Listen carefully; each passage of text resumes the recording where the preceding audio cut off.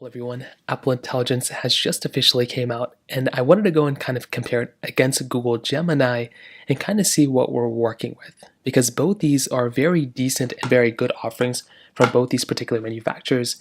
And I will say, in their own ways, there's a lot of good, beautiful stuff going on from both these people. Now, I will say, and just kind of start off with, I want to hit on some advantages of both of these. Now, first of all, I will say Apple Intelligence, their marketing, I would say, is way better than Google Gemini.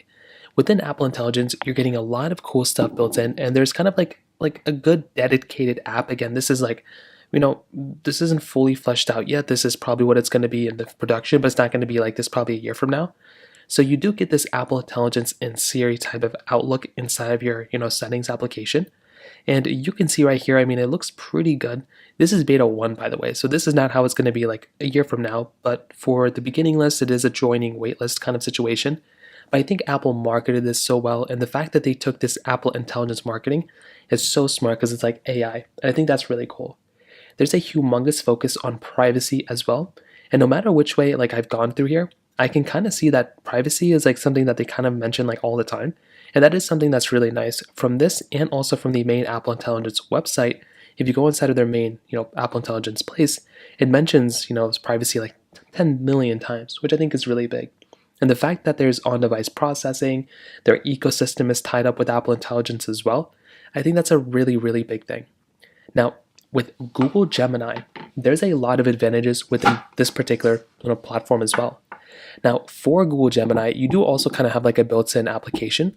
So you can go and hold down the side button over here to invoke Google Gemini, which is basically the assistant that you basically have. Now there's advantages for Google Gemini as well. For one, it's available on a multitude of different devices, and it's available on a multitude of different websites and different applications. So this is a really cool thing. Apple Intelligence is tied within Apple products, and Google Gemini is not tied to just Google Pixels. It's tied to a lot of Android devices too. You can get it on them. But also, it's available inside of Gmail, Google Docs, Google Photos, and a ton of other areas as well. There's a chance if you're using some, Google products on your iPhone, you probably might actually be using Google Gemini products as well. So it's available. Google's cloud offerings are very, very, powerful. There could be more development inside of Google Gemini in the future, more so than Apple, inside of the Apple space, so that could be something that's pretty big to keep in mind as well. The Google Gemini application, it's very, very nice, and that is something that I actually like. And the big thing too is Apple Intelligence right now is basically inside of a beta.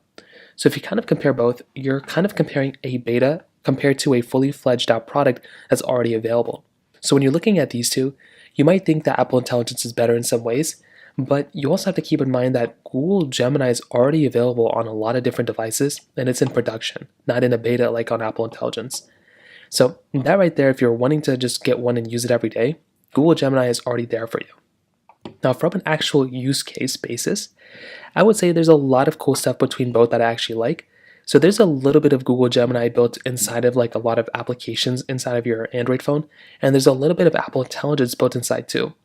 For example, if you're going through and if you're starting like to message somebody inside of a text right here, you can see that Apple Intelligence will actually start kind of giving you suggestions as you're typing. So that is something that's cool. You can always hold down and get into writing tools, and you can actually get a lot of cool things within Apple Intelligence and kind of, get this like writing tool option. Now, if you wanted to inside of Google Gemini, you could kind of, build out something like you could take a screenshot of the text and send it over to Gemini and get it to kind of do the same thing. But having a built-in tool right here inside of, your Apple Intelligence tool, it's actually very, very cool. And I actually do like that a lot. And you can have it to like rewrite stuff. And it is actually a really cool thing that you have inside of Apple Intelligence. Like I said before, I think it's a really cool thing right there. On top of that, you can go ahead and have like images created for you inside of Gen AI. So that is something that's still being created. But I will say there's applications that can work around all these things for the most part, but having Genmoji and all that stuff is a very, very cool thing.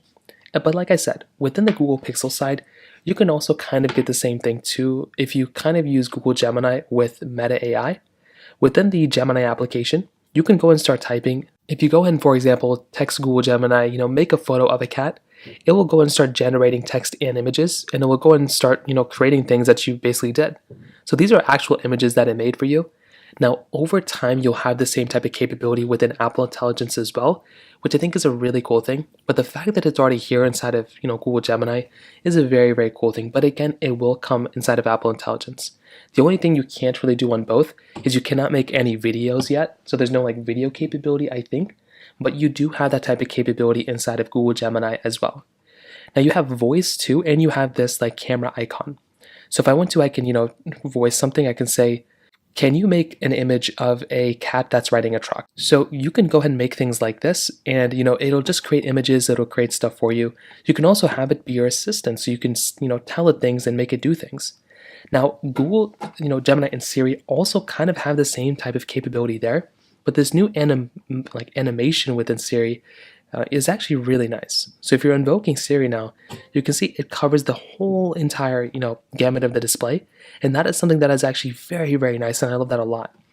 Now, if I go and invoke Siri one more time, and if I go and ask it a question, I'm going to ask it, tell me some nice things about Apple Intelligence. Tell me some nice things about Apple Intelligence. Now, I don't know why it said that. I feel like it should have given me something else, but it says keep talking to Siri. One thing I do like about this is that you do get the capability of going through and just, you can swipe up and you can actually talk to Siri instead if you want to. But I kind of do wish that we did have the capability of actually seeing what we're saying. The one thing I liked about older versions of Siri, and I think the last one too, is you can kind of see what you're saying. Maybe you can change that in your settings. What can Apple Intelligence do?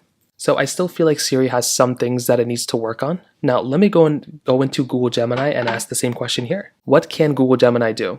So a little bit of a better response here for the most part. You can see it is kind of giving me a little bit more of a response rather than just bookmarking me to a website. I am surprised it's not like saying anything to me. Maybe I can get it to say something. But that is, at least a better response here than we're getting inside of our particular, inside of our device, inside of our iPhone. Now I can go and ask it another question. So let me go and try it again. What's the weather in New York City tomorrow? Okay, so very basic stuff here. What about the week after? As to New York is calling for both rain and cloudy skies this week. Daytime temperatures will start around 93 degrees and eventually fall to 86, with overnight lows around 75. So there is, some capability inside of both. I'll definitely say they give you kind of the same type of information. I will say we're comparing Google Gemini and Apple Intelligence. You're definitely going to notice that Apple Intelligence still has some ways to go. But one cool thing that Apple Intelligence has going for it is the marketing. I think they've marketed it so much better than Google Gemini. But also I think the other big thing too is that when you're comparing Apple Intelligence, this still has a long ways to go. This is not done yet. This is just not even started yet. So even it not fully, giving me what I want or not giving me actual responses to what is Apple Intelligence, it's totally fair because it just came out in a first beta. It's a beta, so that's, it's not made for everybody. On the Google Gemini side, this is more of a production version, so this is already going to be a little bit better for a lot of people. I like it that it's a full-fledged application. It's actually pretty nice. I will say the middle is kind of where I'm at. I feel like neither one of these are like insane to me, and I probably won't use them both. I would say maybe every day yet, but when they're a little bit more fleshed out, I think once Google Gemini improves how fast they can produce images, I think that'll probably be the one I'm using. Meta AI, I think, is really fast in producing images right now, so they have a little bit of an edge there than both of these. But I would say they offer a lot of the same, stuff. But I don't know if there's one that's like significantly better than the other one. So that's kind of how I feel about Apple Intelligence and Google Gemini and how they compare. If you have any other thoughts or questions, please let me know in the comment section below. Hit the like button, that would mean so much, but definitely hit that subscribe button. More importantly than everything else, I love every single one of you guys. Hopefully I'll catch you guys in the next video.